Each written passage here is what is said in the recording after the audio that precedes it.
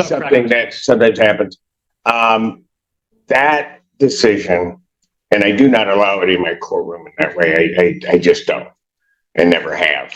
And those decisions as to that contact, I leave with the sheriff's department and our detention center. So I'm not going to allow it. I certainly understand, but I'm not going to do that. Yes, Your Honor. With reference to how folks are going to exit the courtroom, how did you wanted this side to go? All right, so what I'm going to ask is that I'm going to allow those to go out with the victim's advocate.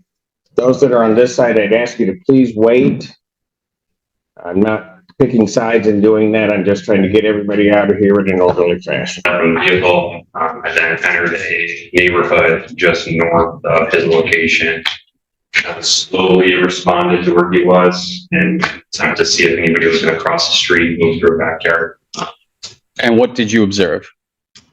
From Creek Drive, Redwood and Creek down to Officer Gilby, I did not see anybody. And then I arrived on the scene where Officer Gilby was with the suspect vehicle, his patrol vehicle, and he had one subject in custody. And from there, having seen one subject in custody, what did you do next? I asked Officer Gilby for a description of the other suspects, which time he told me it was a black male wearing gray and black. He had fled northeast. Okay. And based on that information, what did you do? So knowing the area, the size of the neighborhood and the streets, I responded to Creek Drive and I believe it was, corner of Creek and LaFair, that general area. It's my belief that somebody on foot, the time period that they may not have gotten that far. So I set up a perimeter northeast of Officer Gilby's location. And then from where you were located at that time, what did you do or what did you observe? So it's directing traffic away from the area south of me. The Washington County Sheriff's Office advised they had another subject in custody west of Platte Road, was armed with a firearm. That one thought the suspect would potentially be in custody.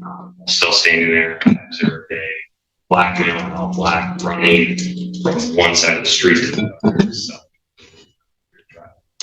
And based on that, what did you do?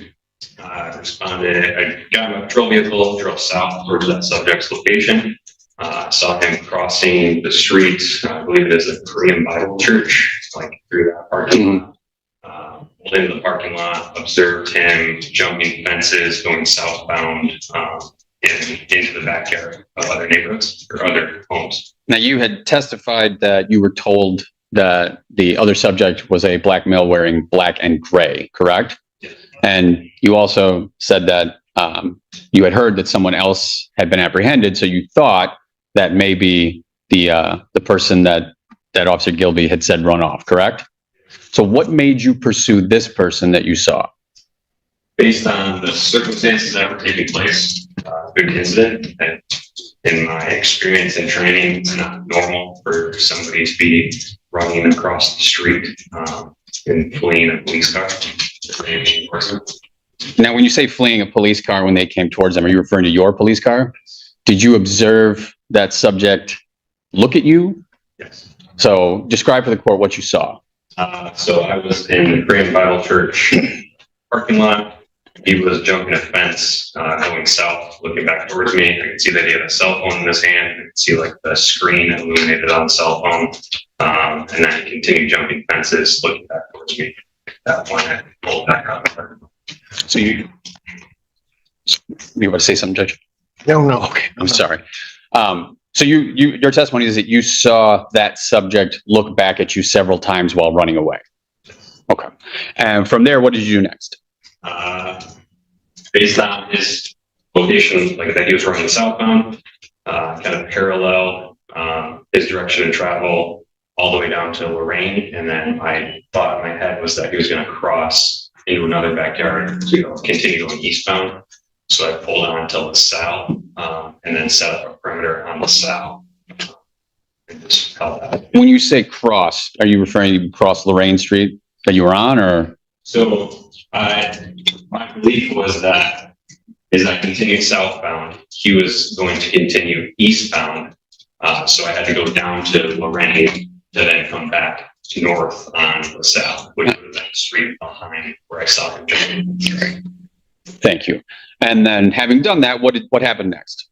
So I held that perimeter kind of like the crest of the hill, so I could see to my left, south to Lorraine, and then I could see to my right, north to Fair Street. So I held that as other police officers held that general area. They conducted a canine track. While standing there, I heard MSP 1 advise that they observed subjects near the fair. As I looked to my north, I saw the same subject from earlier who had been jumping fences, try to come out onto LaSalle, looked like he observed me and went back westbound into a residence. And what did you do after that? Got back in my patrol car, drove north towards that location, at which time I saw him driving through a backyard. I exited my patrol vehicle. I don't recall what the address is down the south. Pursued him on foot, and then ordered him around a gunpoint, at which time he complied. Did you say anything to him before he complied? I think I said, I don't know the exact words, it was like police having stopped, something like that. And when you said that, did he stop immediately or did he keep running? I believe it was on the second command is when he stopped running. So initially you said stop police in some format and he continued to run. Yes. After he stopped, what happened after that? So I held him at gunpoint as he was on the ground. At that time, Officer Stanky from Ann Arbor PD came through the wood line because I called out the address of where it was. Held him at gunpoint while Officer Stanky placed him in handcuffs. And you said you held him at gunpoint. How far away from him were you at that time? Initially, I believe I was probably from me to maybe the wooden divider. And then as Officer Stanky arrived, kind of converged together and held a gunpoint from me to the front of like halfway between us, maybe. For the record, could you estimate those distances? I would assume that I held him at gunpoint while he was being handcuffed at about 5.5 feet. Okay. And what was his position on the ground? I believe he was face down, prone out, with his arms with his. Okay. And did you, after he, let me take that back. What was he wearing when you, when he was taken into custody? It was a black t-shirt, black pants, dark colored socks, no shoes. No shoes? Do you see the person you took into custody on that date in the courtroom today? Could you identify them by something that they're wearing and their location? To my left, seated at the table, wearing a green top and white undershirt. And that's a record to reflect the in-court identification of defendant Jones. Was that objection? Record show so reflect. And if I could have just a moment.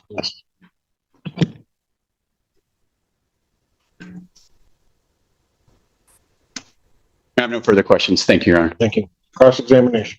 No questions for us. Thank you. Cross-examination. No questions. All right. Okay, thank you. Call your next witness. Thank you, Your Honor. People would call Officer Michael Stanky.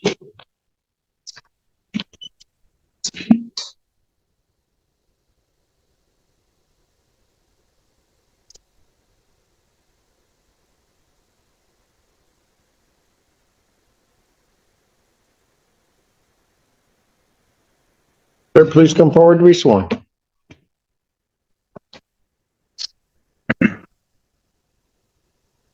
Take the seat, raise your right hand.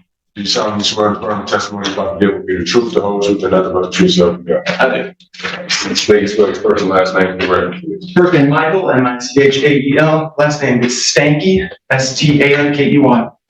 You may inquire. Thank you, Your Honor.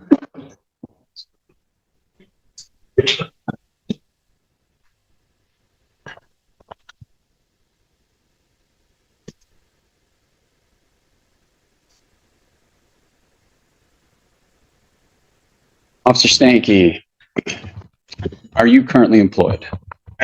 And where are you employed? And what do you do there? How long have you been a patrol officer for the city of Ann Arbor? And were you so employed and on duty on September 26, 2025 at approximately 1:15 in the afternoon? Oh, And what were your duties at that time? at that time, I was just on general patrol in the area, Huron Street and South State Street. And while you were doing those duties, what, if anything, happened? I heard radio traffic. It sounded like somebody saying there were shots fired in the area that packed flat. I then proceeded to drive down. And where did you go and what happened? Additionally, I drove to the area just north of Packard, near Platt, near that intersection, and sort of some neighborhoods in that area. I then got better information about where suspects might be running, and so I went south of Packard, began to search the area south of that. And the information that you got was to go to that area? Okay. And then when you went to that area, what happened? I began walking through the streets looking for the suspects, identified as a black male wearing black. We were getting various phone calls from citizens saying that they were seeing somebody jump fences or run big yards, that sort of thing. So we were kind of just shifting where we were looking. I found myself in the area of LaSalle Drive and Bear Street at one point. And when you say that people were looking for a black male wearing black, was that was coming through on the radio? I believe so, yes. We already got the suspects. Yes. I mean, if he's not shooting it for the truth of the matter, sir, it doesn't. I'm not. Just from what he was basing it on. He's going to his state of mind. Yes, Your Honor. Go ahead. And so you were hearing this on the radio, getting descriptions of who you were looking, of the person of interest. Correct. And you don't know where that information is coming from or who's saying it. No, not exactly. Okay. All right. So from there, where did you go? What did you do? I was walking the area. I was walking on Bear Street, eastbound, approaching LaSalle Drive. I then heard an officer on the radio that he had a suspect in front of him, that they began running southbound on LaSalle Drive. They were black male wearing black. I believe that this officer said that I didn't ran to LaSalle Drive to try and intercept. And what happened then? I observed them go south on LaSalle Drive, take a right to go west to a yard there. I'm going to stop you real quick. When you said I observed them, could you specify to whom you're referring? I observed a male run through the yard and then a police officer. And the male that you observed, could you describe what that person looked like, what they were wearing? I just saw a black man wearing black. Okay. Please continue. And so you saw them running, and then what did you do? I doubled back, crossed through the backyard of another address, trying to intercept them, and then approached when I heard on the radio. Corporal Maxine say that he had a male at gunpoint on the ground. I approached the backyard where they were. I saw Corporal Maxie at gunpoint with a black male thrown out on the ground. When you, at any time prior to that, observing this black male, did you say anything to him or shout anything? I don't believe so. Okay.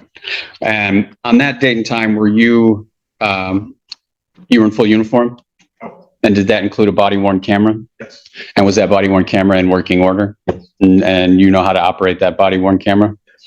And the footage from that date and time was retained, and that's loaded onto a server and kept there.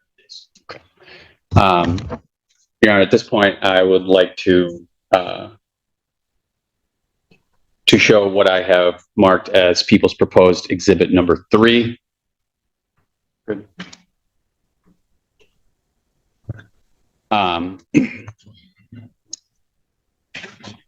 At what point in this incident did your body cam start recording? Most likely when I first activated my overhead lights on Huron Street or State Street and began driving down there. And about how long before that? After hours of testimony, video footage, and arguments over identification, the judge delivered a decision that would send both defendants to trial on serious charges, including open murder. The court had carefully reviewed the surveillance footage, the body camera videos, and the testimony from multiple officers. The defense argued there was no direct identification. No one pointed and said, "That's Mr. Jones." No fingerprints were highlighted. No single moment of absolute certainty. But the judge saw something else. Distinctive clothing. Flip-flops that didn't stay on during the chase. The same unique pants. The ID found in the crashed vehicle. The sequence of events captured clearly on video. To the court, the pieces... Time you think elapsed before you actually caught the individual you described? Probably 20, 30 minutes. I am, if I could get the image up on the screen, please.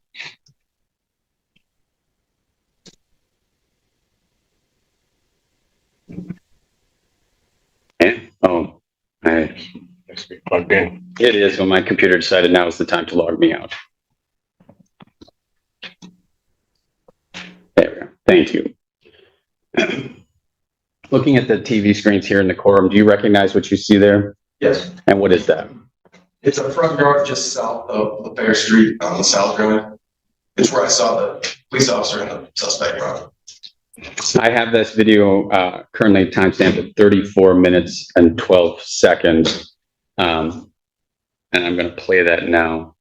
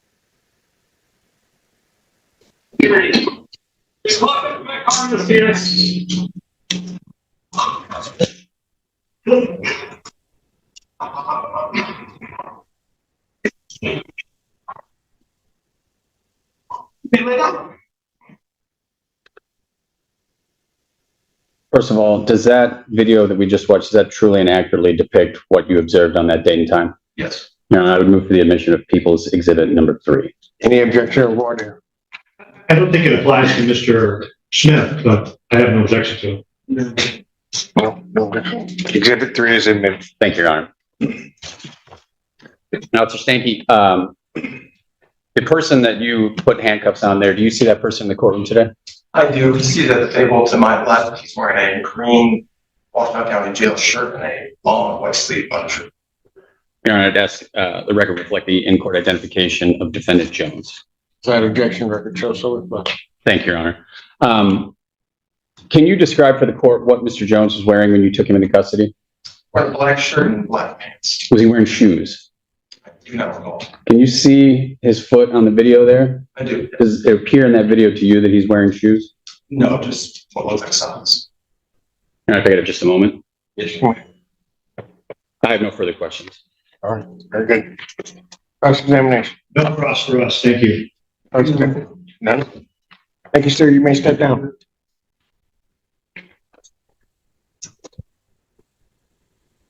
Call your next witness. Thank you, Your Honor. People would call Sergeant Kristen Beard. What's the last name for the record? It's Kristen Beard, K-R-I-S-T-N, Beard, B-E-A-R. You may inquire. Thank you, Your Honor. Sergeant Beard, are you currently employed? And where are you employed? And what do you do for Pittsfield Township? And how long have you been a police officer with Pittsfield Township? Almost 24 years. And were you so employed and on duty on September 26th at about 1:15 in the afternoon? And what was the nature of your duties at that time? That was Rose. And where were you located around that time?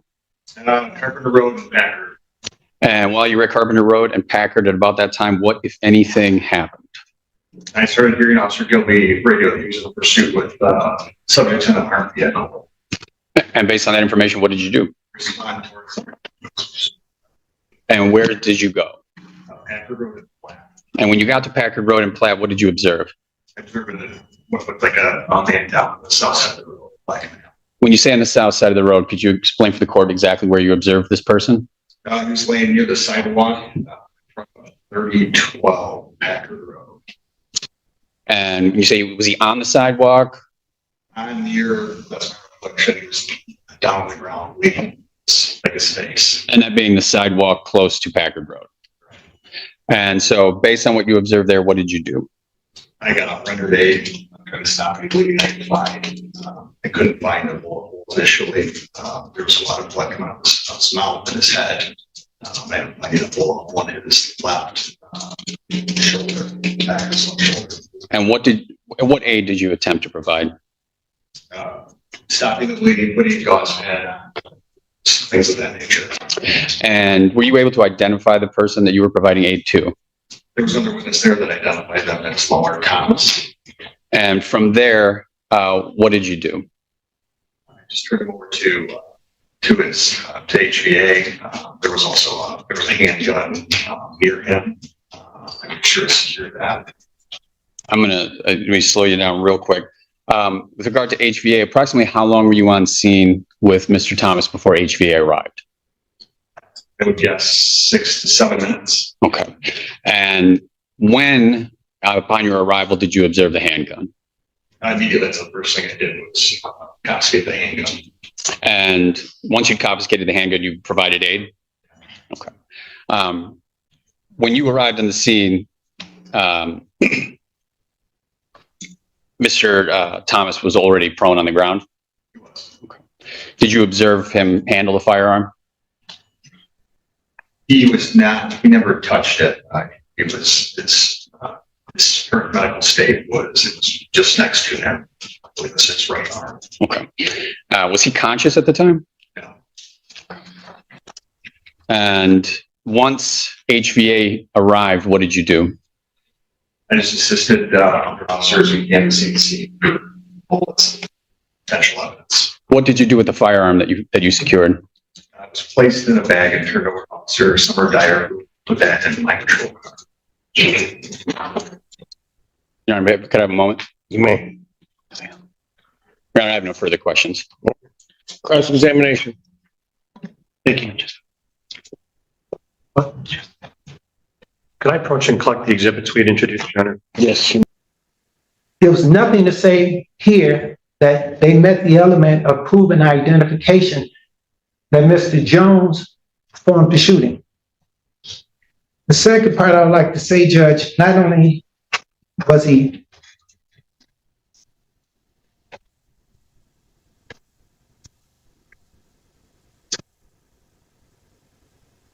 I almost want to say you have to show identification.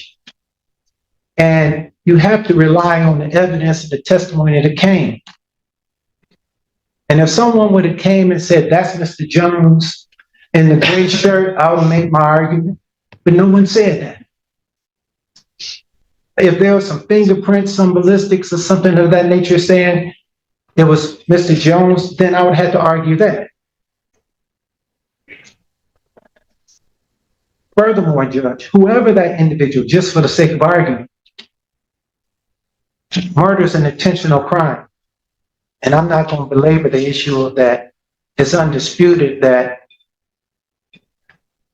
a vehicle was shot up, whoever that third person was, because as I said, I was always informed there was 3 suspects. Well, whichever the third individual was, 2 guns was already out there shooting before that third person even got involved. And shots were being fired in that third individual's direction. I let Your Honor make your own analysis on that one. Judge, I understand what you're saying about whoever it was and self-defense and things of that nature. But Judge, we just can't get beyond the point that no one took the stand and said, Mr. Jones was driving a car, fleeing and eluding, and I seen him driving that car. So when it comes to the fleeing and eluding charge, no one said he was driving. resisting obstruction of an officer, prosecutor did a great job of trying to rehabilitate it, but the officer said, I said to stop. And then I said to stop, and he voluntarily stopped. He was hopping fences before the officers even came into the picture. So it wasn't like he was hopping fences disobeying the officer. He was hopping fences before they got there. They yelled at him twice, he voluntarily stopped. So I don't believe there's no resisting, obstructing of justice, or assaulting and resisting obstruction. Judge, I appreciate your time as always, and I would like to say it, but Judge, I just don't know how you're gonna get past identification. It's not there. Thank you, Your Honor. With regard to identification, court saw the video. Court views the video, particularly the Bake World video. You have a really good look at the person in the gray sweatshirt, black pants, wearing flip-flops.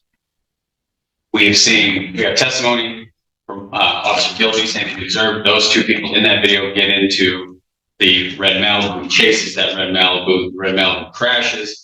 There, Officer Gilby arrests Mr. Smith. We see on the video, person who's the driver running away. Same person we see in the Bake World video. That is Mr. Jones. Mr. Jones is later taken into custody by Corporal Maxey. He's identified by Corporal Maxey, by Officer Stanky, by Detective McDonough here today as the person that was arrested there. Now, yes, he's no longer wearing the gray sweatshirt. He's wearing a black t-shirt. However, two important facts I would point out regarding his apparel. First of all, the flip-flops. He's wearing flip-flops at the time of the shooting, and then he takes off running. Now he's arrested in socks. Interesting coincidence. Additionally, if the court reviews the video, the pants he's wearing are distinctive. They're not just distinct black pants. They're black pants with some sort of material. You can see that very, very clearly in Stanky's body cam video. You can see it clearly in the Bake World video. Additionally, his ID is found in the getaway vehicle, in the Malibu. So all of those things tie him directly to that. So I think that is sufficient, particularly for a probable cause standard, to establish identity, establish that he is the person there in the Bake World video and the Bombay video, firing shots out into the neighborhood. Both defendants are on video shooting at the victim in the case. The victim is murdered by a gunshot wound. People have met its burden with regard to the murder charge as well as all of the attendant counts that go along with that. We would move the court to bind over on all counts. The court has listened very closely to the testimony in this case, and I share in that view that of sitting here watching, regardless of how this ultimately plays out of these young lives, it particularly is somewhat distressing if I take a matter of personal privilege, not having anything to do with the court's decision in the case, that I watch these young people that look a lot like me and they end up in this situation. It's horrible. It's also interesting, as everybody's discussing the neighborhood in this scene, I grew up around there. So I know exactly where everybody is as they're going through the whole thing and what they're doing in terms of where they're going and the like. Just say that as a preface to this, because this whole thing is just, it's sad to watch. It's sad to watch a young man come out of walking down the street someplace and then pull out weapons that are modified to go from semi-automatic to automatic weapons, just indiscriminately firing in an area where at any given point in time, that area, there are just a whole lot of folks just going around either trying to get pizza, go to the one of the Asian stores that are down that way, quite frankly, go down to the library, which is a little bit further down, just indiscriminately shooting. Quite frankly, it's tragic enough that one lost their lives. It's, I guess, in some bizarre way, fortunate that there weren't more lives lost. With respect to the proofs in this case, start with the ones that were the court, from the court standpoint in terms of testimony, are as to Mr. Smith on counts 2, 3, 4, 5, and as to Mr. Jones on counts 2, 3, 4, 5, 6, 7. On those, I don't think there's any dispute that the people have shown by a preponderance of the evidence that those offenses have been committed and that this defendant did. The one issue with regard to the homicide that is raised by Mr. Jones' counsel could be significant if one doesn't look closely at the videos. Mr. Overwater, I think, is correct. That is, when you look at the video real close and you see the individual, you see the pants. I didn't need to know the brand of the shoe. I knew that those shoes were not ones that would stay on.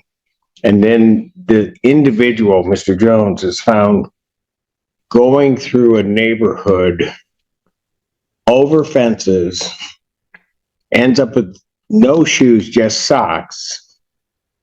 And at some point, somewhere, I would suspect, shed the white sweat or white hoodie or gray hoodie, so that he's dressed in the fashion that he's dressed in at that time. But those pants were distinctive. It was interesting that I was going to bring it up and go into it in a lot more detail. But I think when you look at those pants, it's real clear that that's him. That's him that's in front. You also look at some of the facial features that you can see, and it was clear to me that it was Mr. Jones.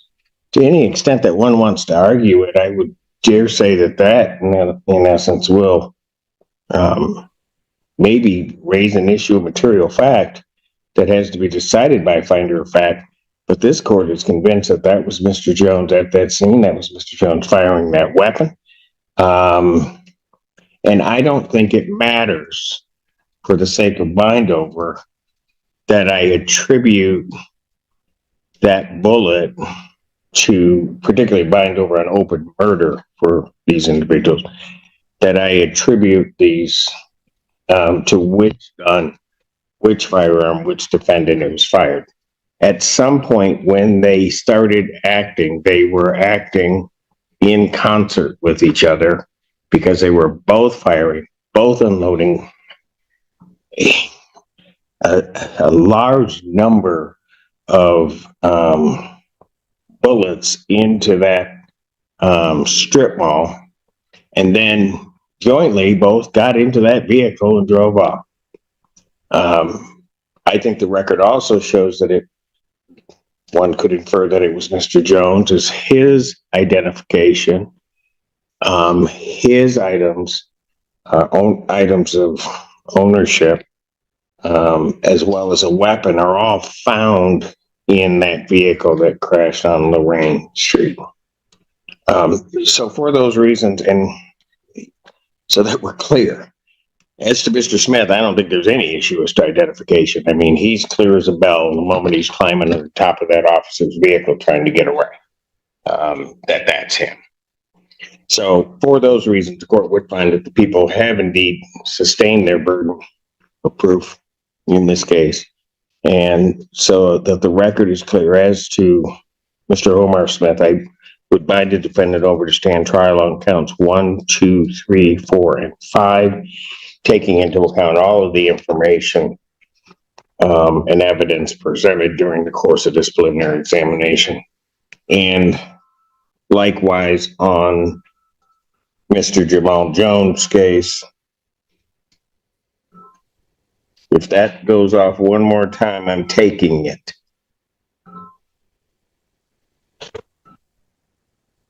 On Mr. Jamal Jones' case, I would bind the defendant over to stand trial on counts 1, 2, 3, 4, 5, 6, 7, based upon what the court has said during the course of its rendering of its decision, and the court also indicating that they've taken into account all the evidence which has been adduced. Therefore, the defendant are bound to overstand trial. As to the circuit court arraignment, gentlemen, you wait for a reading of the complaint, of the information. Yes, And how does your client plead? not guilty. Defendants, having waived formal reading, pleading not guilty to all counts, court will enter that not guilty plea. Pretrial in these matters will we set for April 6th at 1:30. Judge Luke. April 6, 2026, 1:30, before Judge Hammoud. Bond in each case will continue as denied. Thank you. Thank you.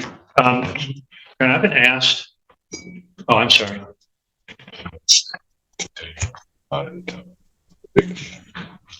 Got it. We'll get that in a moment. Okay. All right. Thank you.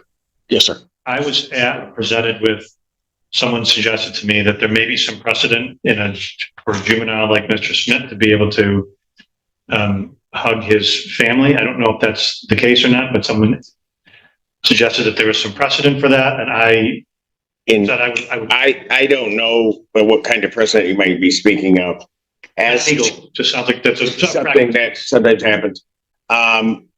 That decision, and I do not allow it in my courtroom in that way. I just don't, and never have. And those decisions as to that contact, I leave with the sheriff's department and our detention center. So I'm not going to allow it. I certainly understand it, but I'm not going to do that. Yes, Ron. All right. With reference to how folks are going to exit the courtroom, how did you wanted this side to go? All right. So what I'm going to ask is that I'm going to allow those to go out with the victim's advocate. Those that are on this side, I'd ask you to please wait. I'm not picking sides and doing that. I'm just trying to get everybody out of here in an orderly fashion. Thank you. And Your Honor, as Yes, to sir. exhibits, do they stay with the file, or do we take? I will, I don't think so. yeah, I will return them to the respective parties. I approach. Yes. The people's exhibit is this one, and I think those belong to defense. Oh, these are mine. Yep. Thank you. Thank you. Everyone have a good day.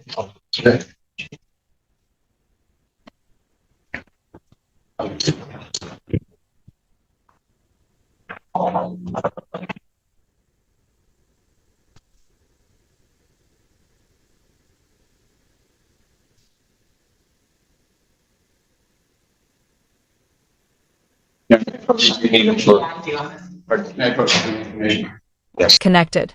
The judge spoke candidly. He described the tragedy of watching young lives, young men, end up in a situation like this. He even reflected personally, saying he knew that neighborhood well. He understood the streets, the stores, the library nearby, and that made it worse. Gunfire erupted in an area where families walk, where people grab food, where everyday life happens. Semi-automatic weapons modified to fire automatically. Bullets sprayed into a strip mall. One life lost. Many more nearly taken. The court concluded the defendants acted together, firing, fleeing, crashing, and running through neighborhoods. Both were bound over for trial. But before the hearing ended, another emotional moment unfolded. A request was made. Could a juvenile defendant hug his family? The judge paused. He